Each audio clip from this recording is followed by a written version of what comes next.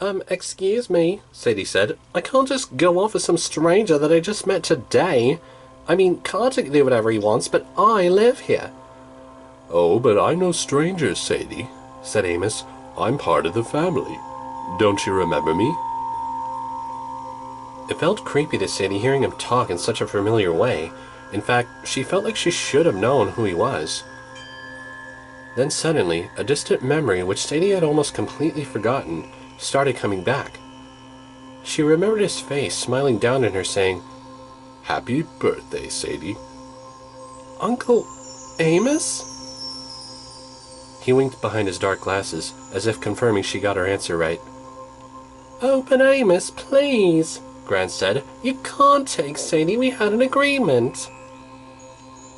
"Julius broke that agreement tonight," Amos said. "After what's happened tonight, you both know as well as I do, they're not safe here anymore. Their only chance is to come to the family mansion with me." Our family owns a mansion?" Sadie asked. "In Brooklyn, yes," Amos answered, "and I suggest we make our way there in about an hour." "Why should we go anywhere with you?" Carter asked. "You were fighting with our dad." Amos looked at Julius's work bag. "I see you kept your father's bag," he said. "That's good. You're going to need it where we're going." As for getting into fights, Julius and I did that quite a lot, and if you didn't notice, Carter, I was trying to talk him out of doing something rash. If only he'd listened to me, then possibly none of this would be happening. "You and your superstitions," Graham said. "We told you we want none of it." "Superstitions, is it?" Amos asked. "And yet you found a place to live on the east bank of the river." "That was Ruby's idea," Gramps argued. "She thought it would protect us, but she was wrong about many things, wasn't she? She trusted Julius and you for one." "We all know what's begun," Amos said. "The police are the least of your worries." "But you can't get to New York from London in an hour," Carter said. "Not even the fastest plane." "No," Amos agreed. "Not a plane. But our dad is beyond your help right now," Amos said. "I'm sorry, Carter. I promise I'll explain later, but right now, your father would want you to be safe. For that, we must move quickly. I'm afraid I'm all you've got." Carter looked at Gran and Gramps, but they both could hardly look him in the eye, as if it were their way of saying they'd rather have him go than stay with him. And yes, it was rather stupid, cruel, and racist excuse not to take in your only grandson, but there you are. Amos stepped out the door. "The police will be back soon," he said. "Tell them anything you like. They won't find us." "So, how do you plan to get to New York in an hour?" Carter asked Amos. Amos pointed down the street, and docked on the quayside, they saw a boat. An Egyptian reed boat, the kind that was made from plant material woven together. "We're going to Brooklyn in that?" Carter asked. Sadie looked back at her grandmother. "Gran, please." "It's probably for the best, dear," she said. "You should take Muffin." "Ah, yes," Amos said. "We can't forget the cat." He turned toward the stairs, and as if on cue, Muffin stood right there as if she were waiting to leave. "Well then," Amos said, "we better get moving. We've got a long way to go." They followed Amos down to the weird boat. Cutter still couldn't believe his dad was just gone, but he knew he wasn't going to find answers waiting around here. Cutter couldn't say he fully trusted Amos, but he figured if he wanted to find some answers, he would have to go along with him. He was the only one who seemed to know anything. Carter had seen boats like this on the Nile in Egypt before, and they never seemed very sturdy. He wasn't sure how the boat was supposed to move. There was no sail, and there didn't seem to be an engine. Then, as if to answer the question, Amos tapped on the bow 3 times, and as if in response, the boat lurched forward. In just minutes, a sea of fog came from out of nowhere. The city lights blurred and were swallowed up in the thick fog. Strange sounds echoed in the dark, slithering and hissing. Distant screams, voices whispering in languages Carter didn't understand. Carter was about to scream himself when suddenly the fog cleared up, the noises stopped, and the city lights came back brighter than before. Carter's jaw dropped as he saw a familiar skyline. It was New York City! Impossible, Carter thought. They barely sat in the boat for a few minutes, and yet there it was. They glided to a stop next to a small dock on the Brooklyn side of the river. Right at the water's edge rose the 3-story warehouse. "That's no mansion," Sadie said. "Look again," said Amos. Carter wasn't sure why he hadn't seen it before, but now it was obvious. A 3-story mansion sitting on the roof of the warehouse, like another layer of a cake. It was built out of limestone blocks and steel-framed windows. But the weirdest thing was that when Carter glanced to the side, the whole building seemed to disappear. He tried it several times just to be sure. When he tried looking for the mansion in the corner of his eye, it kept disappearing and reappearing. "You couldn't build a mansion up there," he said. Long story, Amos said, but we needed a private location. "And is this the East Shore?" Sadie asked. "You said something about that in London, about my grandparents living on the East Shore." Amos smiled. Yes, very good, Sadie. In ancient times, the east bank of the Nile was always the side of the living, the side where the sun rises. And because the dead were buried west of the river, it was considered bad luck, even dangerous, to live there. That tradition still remains strong among our people. "Our people?" Carter asked. "But if you can hide your house anywhere you wanted, why not somewhere more nicer or popular?" Sadie asked. "Maybe like Manhattan over there?" Manhattan already has other problems to deal with, Sadie," Amos said. "It's best we stay separated." Other what?" Sadie asked confusingly. But Amos just ignored the question. Then he climbed up the fire escape, and they followed him all the way up to the top of the warehouse. "Welcome to the 21st Gnome," he said. "Gnomes?"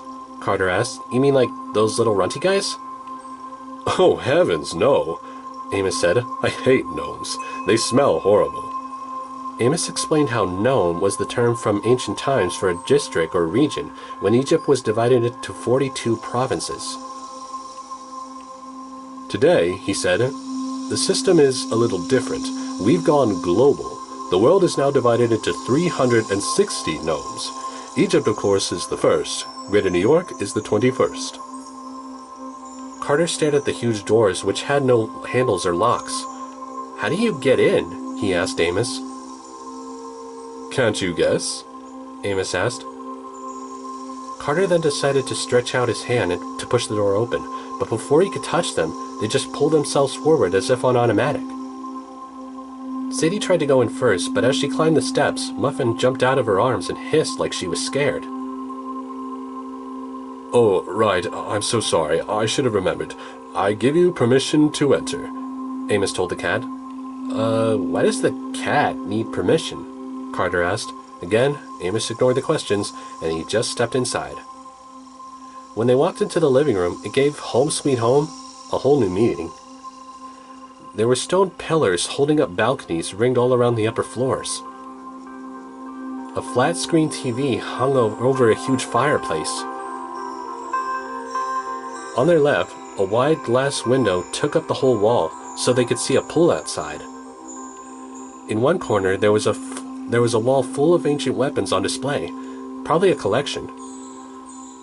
At the far end of the room was a set of doors marked with the Eye of Horus and locked up with a padlock. In one spot stood a statue of a 30-foot-tall bird-headed man, which Carter recognized. Thoth, the Egyptian god of knowledge. On the statue's pedestal was the Egyptian looped cross over a rectangle. "That's it!" Sadie exclaimed. "Per Ankh!" "What?" Carter asked. "That box is like the floor plan of a house," Sadie explained. And the cross is the Egyptian symbol for life. Pe-Ankh, the house of life. Okay, since when do you know that? Carter asked. The strangest part was that Carter realized Sadie was correct, but it wasn't like she had ever cared enough to study those sort of things before today. I can't explain it, Sadie said. I just know. Very good, Sadie, said Amos.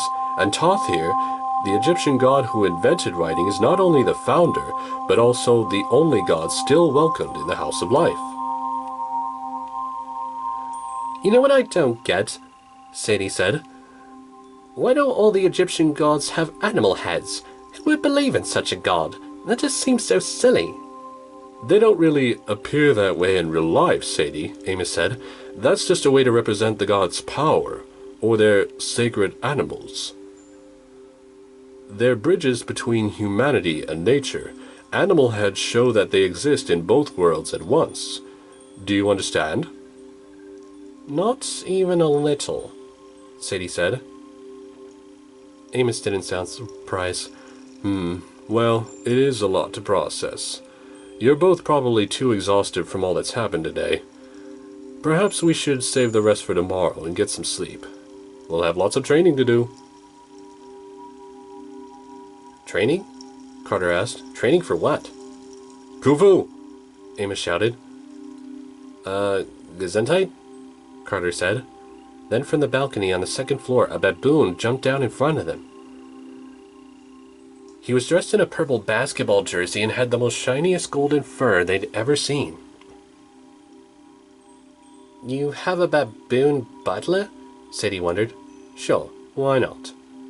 The Bakers are my home team, Carter explained, which seemed to make the monkey instantly happy. Oh, I think you and Khufu will get along perfectly, Carter, Amos said.